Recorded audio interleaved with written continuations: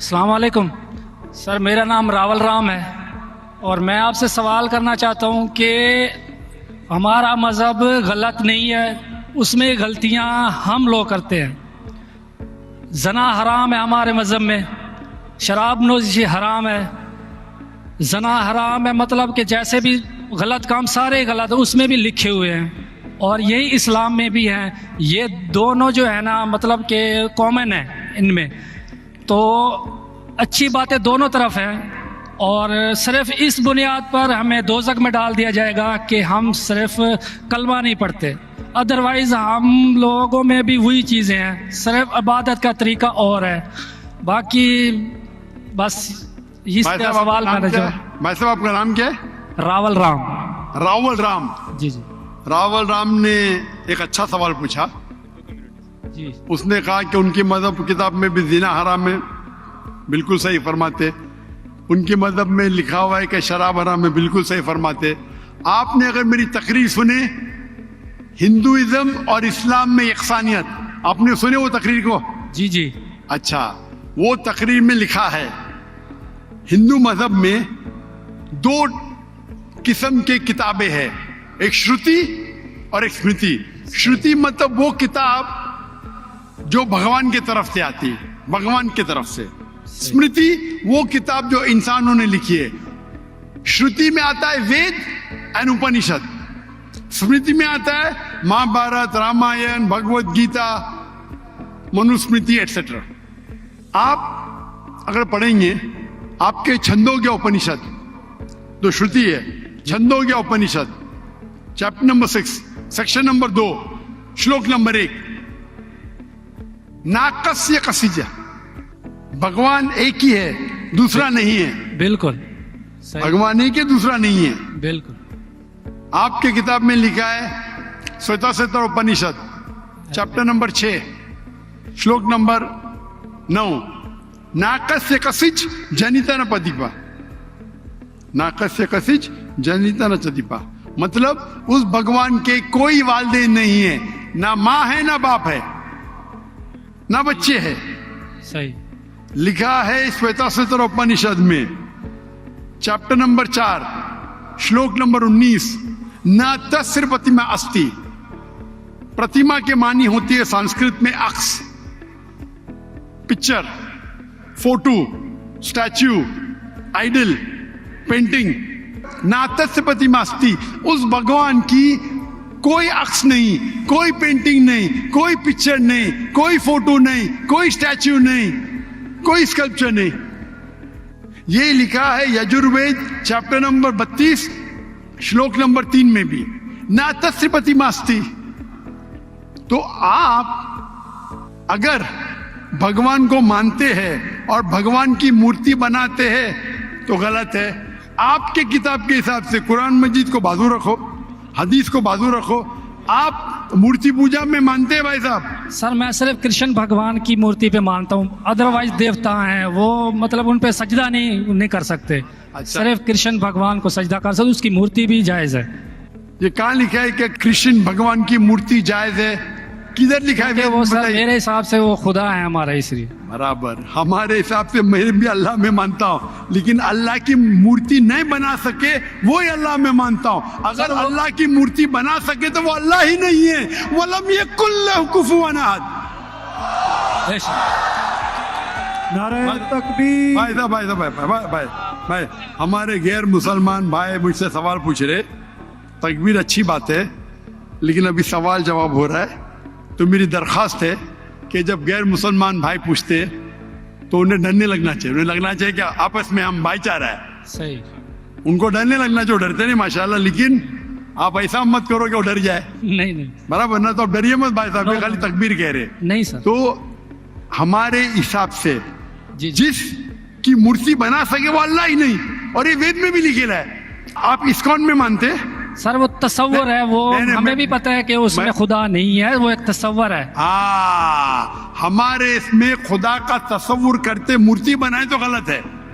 तो यही मैं कहता हूं, आप अपनी किताब का अमल नहीं कर रहे, आप अपनी किताब का सही अमल करेंगे तो आप भी जन्नत में जाएंगे। सही बात है, बिल्कुल। तो कुरान हम में नहीं क्या करते ना, हम सुनिए, अपना सुनिए, मजहब पे सुनिए, सुनिए, मतलब फॉलो नहीं करते सुनिए, सही तरीके सुनिए। से। जी जी मेरा फॉर्मूला बहुत इजी है। सही। कुरान मजीद में लिखा है सूरह इमरान में सूरह नंबर 3 आयत नंबर 64 में, तालौ इला कलिमतिन सवाइम बैना बैनकुम, आओ हम उस बात की तरफ जो आप और हम में यकसा है। सही। अपन आज माने जो आप और हम में यकसा है, कम से कम उस पे तो अमल करे। मेरा फॉर्मूला यूनिवर्सल है, पूरा भाईचारा है। मैं कहता हूं भाई बाइबल को लेके आओ, वेद को लेके आओ, कुरान को लेके आओ। वेद काफी बड़ी है, जी जी। बाइबल कुरान से 3 गुना बड़ा है। हम आज वादा करें कि जो यकसा है कम से कम उस पे तो अमल करे। जो यकसा नहीं उसको साइड पे रखेंगे, कल बहस करेंगे। जो यकसा उस पे तो अमल करे। बाइबल में लिखा है, वेद में लिखा है, खुदा है कि खुदा का अक्स नहीं। अगर आप खुदा का अक्स बनाते तो आप वेद के खिलाफ जाते। सिर्फ कृष्ण का बनाओ तो भी गलत है। सर वो भगवत गीता में लिखा है इसलिए। आप भगवत गीता स्मृति है, भगवत गीता महाभारत का हिस्सा है, सही क्या नहीं? सही। तो महाभारत एक स्मृति है, स्मृति श्रुति के खिलाफ नहीं जा सकती है। अगर स्मृति और श्रुति में टकराव है तो हम श्रुति को मानेंगे, स्मृति को नहीं। वेद और उपनिषद सबसे ऊपर है। सही। तो आपका एक पीएचडी टीचर है, वो कुछ कहता है, और एक बैचलर है। आप पीएचडी वाले उस्ताद को मानेंगे या जो बैचलर के डिग्री वाले उस्ताद को मानेंगे? किसको मानेंगे? कौन से उस्ताद को मानेंगे? PhD sir. पीएचडी। तो आपका पीएचडी वेद है। सही। तो अगर आप मूर्ति पूजा छोड़ देंगे और आपके किताब में लिखा हुआ है, आपके किताब में लिखा है कि आखिरी पैगंबर आने वाले हैं, और आप वेद पढ़ेंगे और पुराना पढ़ेंगे, उसके अंदर कई जगह पे लिखा है कि आखिरी पैगंबर मोहम्मद सल्लल्लाहु अलैहि वसल्लम है। आप अगर कल की पुराना पढ़ेंगे, भविष्य पुराना भी है, कल की पुराना है, और आप मेरी तकरीर सुनेंगे। एक तकरीर है मेरी, मोहम्मद सल्लल्लाहु अलैहि वसल्लम का जिक्र हिंदू मजहबी किताबों में। वक्त की किल्लत होने की वजह से सिर्फ मैं छोटी पॉइंट कहूंगा। आप अगर कल की पुराना पढ़ेंगे, चैप्टर नंबर 2 श्लोक नंबर 5, 7, 11, 15, 17, उसमें लिखा है क्या? एक अवतार आएंगे, आखिरी अवतार आएंगे, जिसके वालिद का नाम है विष्णु यास। विष्णु मतलब भगवान, जी जी। यास मतलब उसका बंदा, उसका सर्वेंट। अरबी में तर्जुमा करेंगे तो अब्दुल्ला होता है। आखिरी पैगंबर आएंगे जिसका वालिद के नाम अब्दुल्ला है, उसके माँ का नाम है सुमति। सुमति संस्कृत में मतलब अमन, शांति। अरबी में कहेंगे आमिना। मोहम्मद सल्लल्लाहु अलैहि वसल्लम के माँ का नाम था आमिना। वो पैदा होंगे एक अमन शहर में, मक्का। उस शहर के ग्रोह के लीडर के कबीले में पैदा होंगे, कुरैश के कबीले में। उसके 4 करीब दोस्त होंगे। जिक्र हो रहा है खुलफा राशिदीन का। और मोहम्मद सल्लल्लाहु अलैहि वसल्लम का जिक्र तो बहुत लंबा है, 2 घंटे की तकरीर दे सकता हूं मैं। सही। तो अगर आप अपनी किताब में मानते, आपको मानना पड़ेगा कि आखिरी पैगंबर मोहम्मद सल्लल्लाहु अलैहि वसल्लम है। आप मानते कि आखिरी पैगंबर मोहम्मद सल्लल्लाहु अलैहि वसल्लम है? सर मैं पढ़ी नहीं है, मैं भी बस ऐसे मतलब कोई सही तरीके से नहीं पढ़ा है, इसलिए मुझे पता नहीं है उसमें। नहीं पढ़ा तो गलती किसकी? मेरी या मेरी गलती है, मैं मान रहा हूँ। तो आप हमारे ऐसे करोड़ों लोग हैं जो नहीं फॉलो करते हमारे मजहब को, इसीलिए हिंदुस्तान में जब मेरी तकरीर होती है, जी जी, तो हिंदू का मजमा इससे बड़ा होता है। बिल्कुल देखा। 5 लाख, 10 लाख, 25%, 20% गैर मुस्लिम होते, 20% हिंदू होते। तो 10 लाख का 20% कितना हुआ? 2 लाख। ये 2 लाख का तो मजमा नहीं ना, क्योंकि हिंदुस्तानी मुझसे मोहब्बत करते हैं जी, और गैर मुस्लिम भी मोहब्बत करते हैं। वो पॉलिटिशियन है, जो प्रॉब्लम होता है उनको वोट बैंक का प्रॉब्लम है। अरे हम लोग तो हार जाएंगे अभी। हिंदू जब मेरी तकरीर सुनते कहते कि 2 घंटे में हमने वो सीखा जो हमने 40 साल हमें पता नहीं था। अभी जो मैं हवाला दिया, रेफरेंस के साथ आपकी किताब का हवाला दिया, तो आप अगर सच्चे हिंदू है तो आपको मानना पड़ेगा कि एक भगवान है, उस भगवान की मूर्ति नहीं है, उसके आखिरी पैगंबर मोहम्मद सल्लल्लाहु अलैहि वसल्लम है। तो आप अपनी किताब पे अमल करेंगे जी करूँगा। और जो चीज यकसा है कम से कम उस पर तो अमल करो। जो टकराव है वो बाद में, मैं जानता हूं, मैंने तकरीर की है, इसमें लिखा है कि हिंदू मजहबी किताब में लिखेला है शराब पीना हराम है, कुरान में लिखेला है। सही आपकी मजहबी किताब में यह भी लिखा है कि सुअर का गोश्त खाना हराम है। सही। और आपकी किताब कुरान से सख्त है, उसमें लिखा है कि अगर आप सुअर का गोश्त बेचेंगे तो उल्टे पैर और उल्टे हाथ काटना चाहिए। ये किधर हदीस में नहीं लिखेला है, ना कुरान में लिखेला। आपकी मजहबी किताब मनुस्मृति में लिखा हुआ है कि आप उल्टे हाथ और उल्टे पैर काटो अगर वो सुअर का गोश्त बेचता है तो। सही।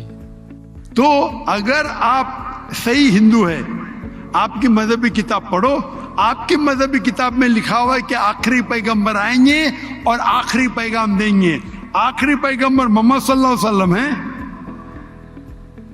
और आखिरी पैगाम है कुरान मजीद। सही। तो अगर आप सच्चे हिंदू हैं तो आपको कुरान मजीद और मोहम्मद सल्लल्लाहु अलैहि वसल्लम की बात मानना पड़ेगा। आप देखेंगे हिंदुस्तान में हजारों की तादाद में हिंदू इस्लाम कबूल किए।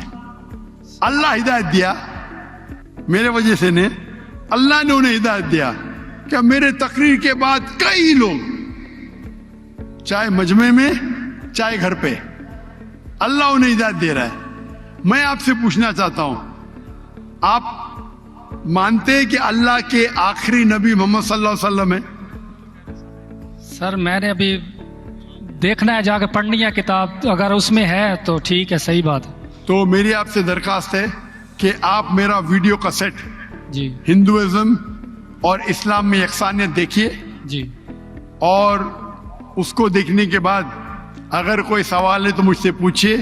अगर आपको यकीन आता है तो हक है, तो मैं आपको दावत देता हूं कि हक का पैगाम को एक्सेप्ट करो और इंशाअल्लाह ये आपके लिए राह नजात बनेंगी इंशाअल्लाह।